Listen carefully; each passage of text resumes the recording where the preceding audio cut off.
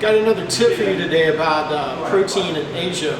So I know a lot of local people here in Asia like to get their protein from soy sources like tofu and soybean milk and things like this. The problem is a lot of people are not aware of something called the biological value of protein, BV. You need to do a Google search for the biological value of soybean. What you're going to find is you're usually going to find a chart, and if you look on that chart, it'll list a bunch of different things like meat and things like that.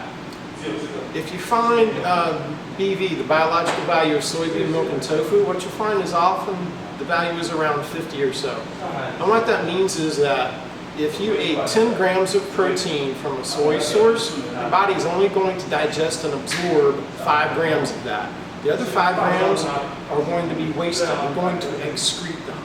And what that means is if you're supposed to be getting 80 grams of protein today and all you're eating is soybean sources, you'd actually have to get 160 grams of protein in your system to absorb 80 grams of protein because you're only going to absorb half of that.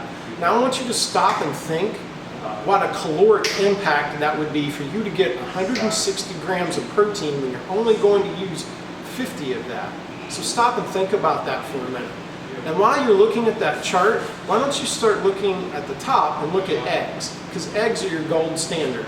The biological value of eggs is 100, okay? That's because your body can digest and absorb all the protein that is found in eggs.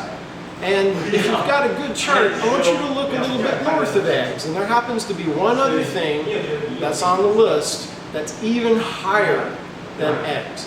And that's whey protein. And this is one of the main reasons why we recommend whey protein here in Asia very, very strongly. What you need to know is that everything else on that list has to be digested in order to be assimilated. Eggs and meat and soybean products and beans and all that good stuff. However, whey protein is already broken down for you. What you're going to do is you're just going to absorb it.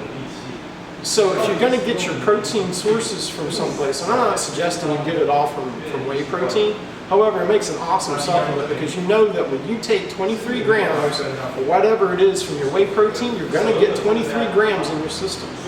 And out of all the proteins besides eggs, it's the only one that can guarantee that. So as a supplement, whey protein makes an awesome addition to the Asian diet in order to make sure that you're getting enough protein to support your fitness and your training habits. So if you're not taking whey protein, look at taking it. If you are taking it, make sure that you're getting enough protein throughout the day. Thanks.